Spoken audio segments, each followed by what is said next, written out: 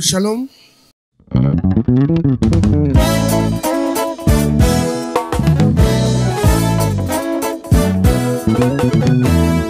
Au regard des enseignements tels que j'ai reçus de mon père, le bienheureux apôtre Léopold Mutombo, qui était un authentique apôtre, véritablement appelé, et dont les signes de l'apostolat ne sont plus approuvés, parce que, en toute honnêteté, tout celui qui a une maîtrise des Saintes Écritures sera d'accord avec nous que l'apôtre Léopold, même si l'apôtre Pierre et Paul ressuscités aujourd'hui, ils seront d'accord avec son apostolat, avec son ministère, parce que ce qu'il dit, ce qu'il enseigne, ce qu'il prêche, ce qu'il vit est sur la droite ligne de ce que nos bienheureux apôtres du Seigneur ont expérimenté. Cela donc veut dire qu'un authentique apôtre est appelé à révéler des mystères. D'abord, Dieu est un mystère.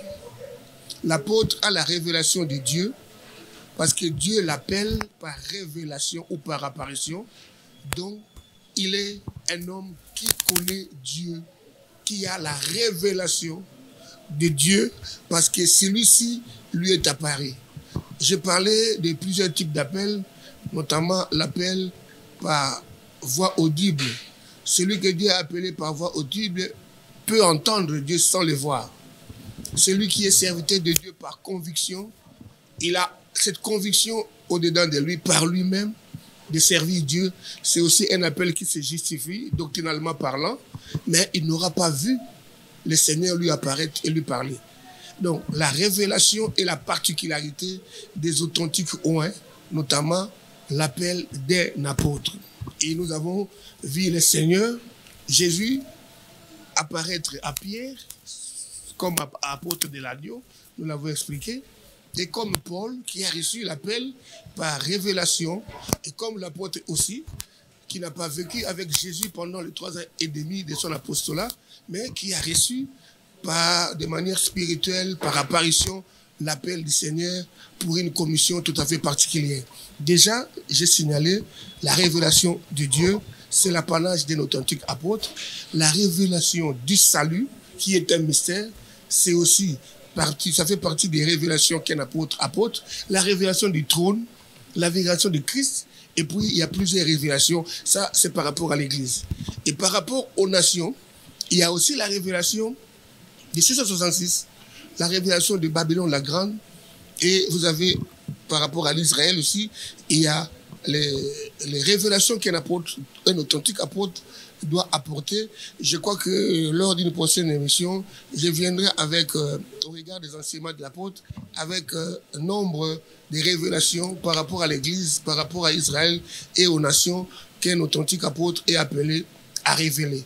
La révélation, c'est une lumière que Dieu donne à son peuple sur une matière que l'homme, l'Église et comme les commandementaires ne pouvaient avoir connaissance si ce n'est cette lumière-là qui vient par la bouche d'un apôtre. Et comme nous l'avons dit, c'est un message que personne n'a développé avant l'apôtre, que l'Église aura entendu pour la première fois de la bouche de l'apôtre.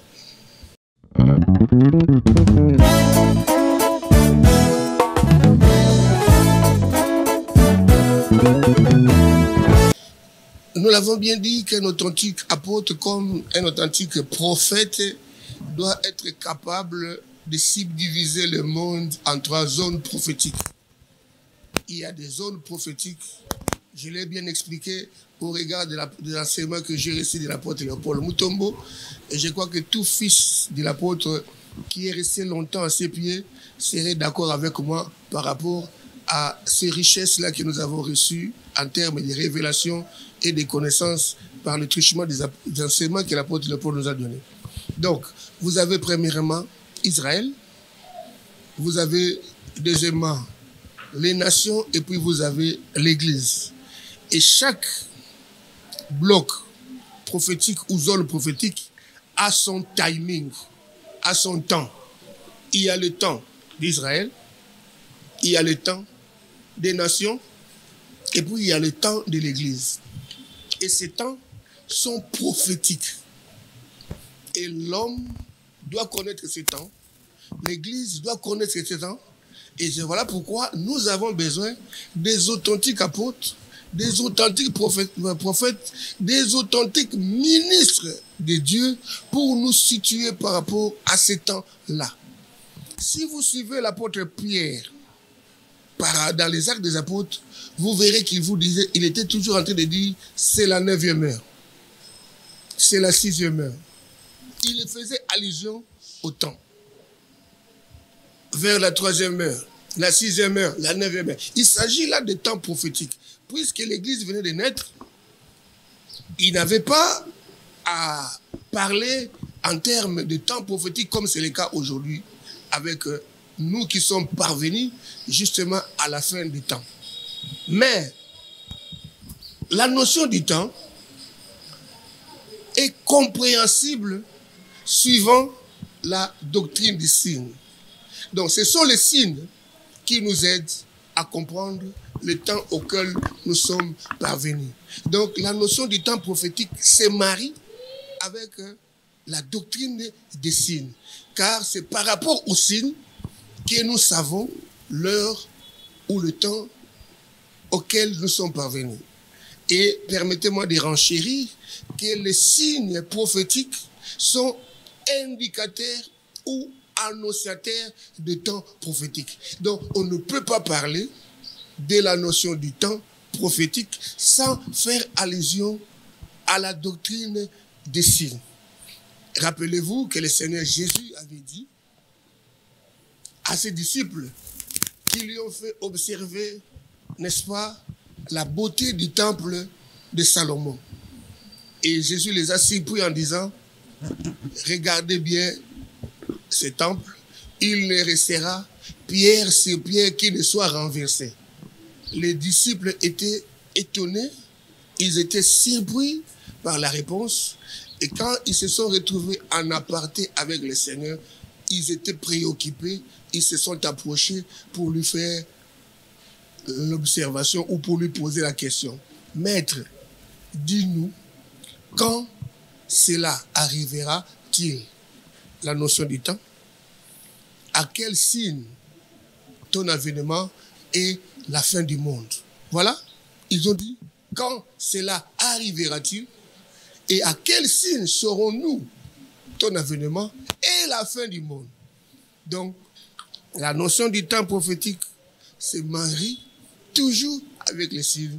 Et le Seigneur aussi a indiqué aux disciples, quand vous verrez ceci, quand vous verrez cela, sachez que. Donc, les signes sont annonciateurs du temps.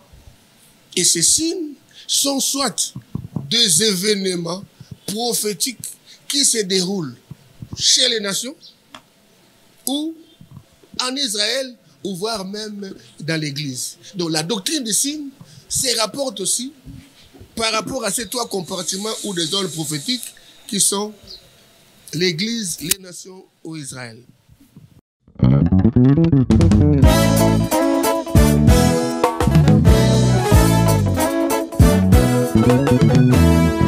J'ai parlé du temps des nations. Le temps des nations, selon les enseignements de l'homme de Dieu, l'apôtre Léopold Mutombo, commence dans Genèse 11 avec la tour de Babel, et ce temps ira jusqu'au retour de Jésus-Christ. Là, c'est le temps des nations. Le temps d'Israël commence depuis sa sortie de l'Égypte et ira jusqu'au retour de Jésus-Christ, mais marquera une pause. Avait marqué une pause, elle dit, lors de la naissance de Jésus-Christ. Et le temps de l'Église, maintenant, commence depuis la Pentecôte et ira jusqu'à l'enlèvement. Parce que beaucoup confondent, croyant que le temps de l'Église a commencé à la croix ou à la naissance de Jésus. Mais le temps de l'Église a commencé avec l'avènement du Saint-Esprit le jour de la Pentecôte et ira jusqu'à l'enlèvement. Voilà de manière brève le temps tel que je l'ai expliqué par rapport aux nations, par rapport à Israël et par rapport à l'Église.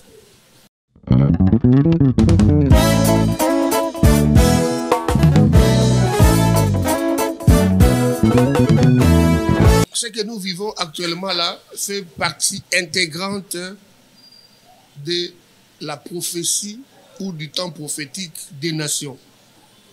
Parce qu'il s'agit d'une nation qui s'attaque à une autre. Et c'est un signe. Rappelez-vous que j'ai dit que les signes sont des événements qui nous situent par rapport au temps. Et c'est comme ça que le Seigneur a dit, quand vous verrez, sachez que, autrement dit, comprenez. Il a même dit, levez vos têtes car votre salut approche. Donc, ce que nous voyons là fait partie de la prophétie des nations. La prophétie des nations a pour signe des épidémies, telles qu'on venait de le connaître avec, et nous sommes encore dedans, avec cette pandémie qui est le Covid-19. Vous avez vu comment le monde entier a été secoué et comment les mesures ont été difficiles à supporter jusqu'à aller à limiter, n'est-ce pas, la liberté de l'homme par rapport à ces mouvements. Vous pouvez avoir l'argent, mais vous n'avez pas accès dans un restaurant, dans certains pays, si vous n'êtes pas vacciné. Donc, on vous épouse. Ce n'est que des préludes. Des préludes. Parce que l'Église est encore là sur terre. Il y a des choses que Dieu ne permettra pas jusqu'à ce que l'Église soit enlevée. Mais l'Église doit savoir à quel temps sommes-nous parvenus.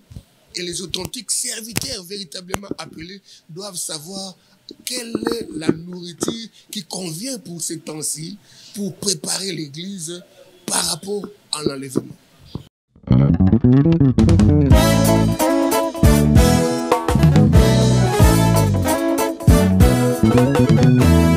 Ça fait partie de la prophétie ou des signes annonciateurs au sein de l'Église. C'est là où on a parlé de l'apostasie, l'abandon de la foi. Les gens se donneront une foule de prophètes, régnant ce qui en fait la force, là, la compromission même, et nous sommes même dans l'œcuménisme. Là, il s'agit de la prophétie, n'est-ce pas, de l'Église, que nous aborderons, Dieu voulant, dans un autre chapitre.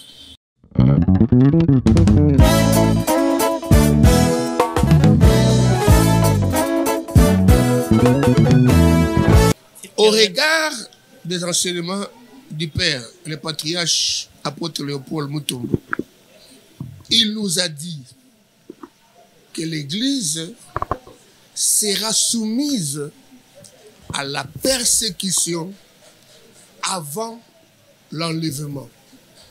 Avant l'enlèvement, les authentiques ministres doivent préparer l'Église à la persécution. La Bible dit que si les jours n'étaient abrégés, même les élus allaient, n'est-ce pas, abandonner la foi. Et mon père a toujours dit, en regardant ce qui se prêche, en regardant le comportement des serviteurs de Dieu, on se rend compte que l'Église n'est pas préparée à la persécution. Parce que le discours développé par les pasteurs est humain, il est tellement terrestre. Ce n'est pas un discours qui ramène le ciel dans le cœur, qui prépare l'homme à payer le prix de son salut, à accepter la mort pour garder son identité de chrétien en dépit de tout ce qui peut lui arriver. Et ça, c'est un danger. Et voilà pourquoi nous bénissons Dieu pour notre Père. Là, il attire l'attention des pasteurs pour les situer par rapport au temps, les aider à comprendre, à l'heure où nous sommes parvenus, voici la nourriture qui convient à donner à l'Église. Rappelez-vous que quand le ministère d'Élie était en difficulté, parce que pour chasser par Jézabel, une nourriture spirituelle, une nourriture céleste lui a été apportée. Des repas chauffés sur des pierres cuites. On lui a dit, mange pour avoir la force parce que tu as encore du chemin à faire. Et nous avons besoin de ce repas-là, de cette nourriture convenable par rapport à ce temps pour nous préparer. Beaucoup de chrétiens lâcheront la Bible s'il le faut. Beaucoup de chrétiens seront prêts à se compromettre parce qu'ils ne sont pas préparés à la persécution qui déjà nous a donné des signes.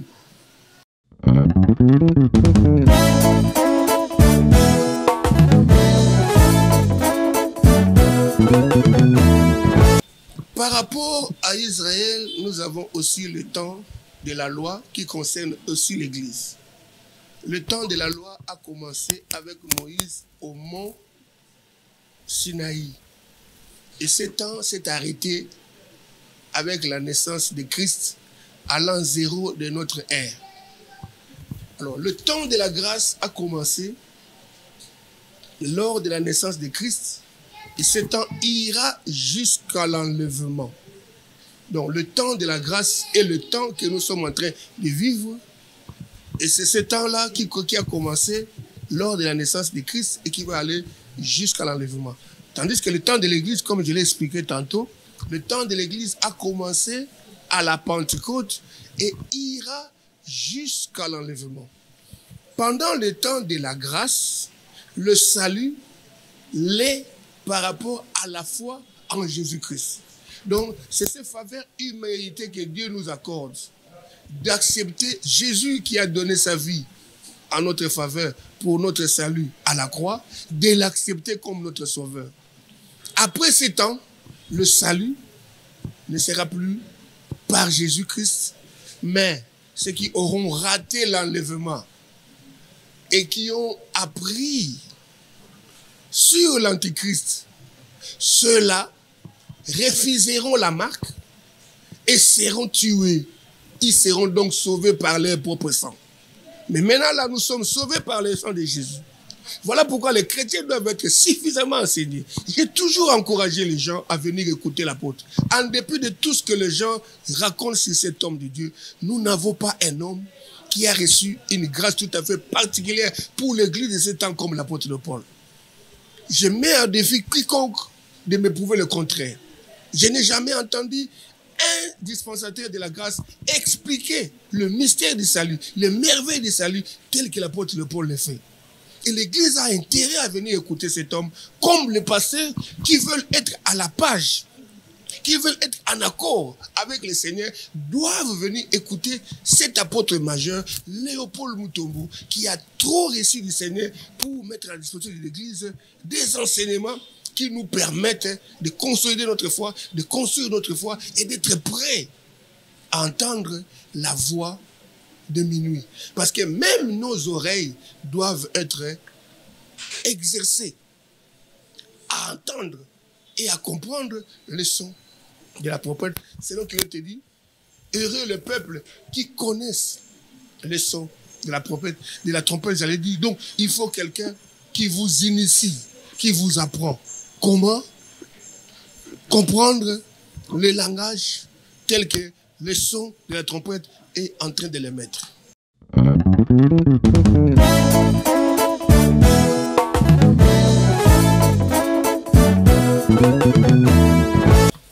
C'est que ce que nous vivons là est un signe du temps.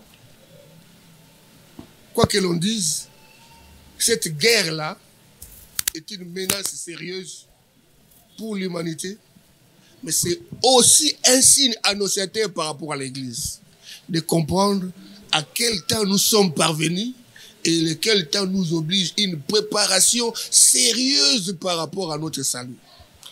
Parce que le monde s'est déjà constitué en bloc, tel que l'apôtre Léopold nous a enseigné, suffisamment enseigné.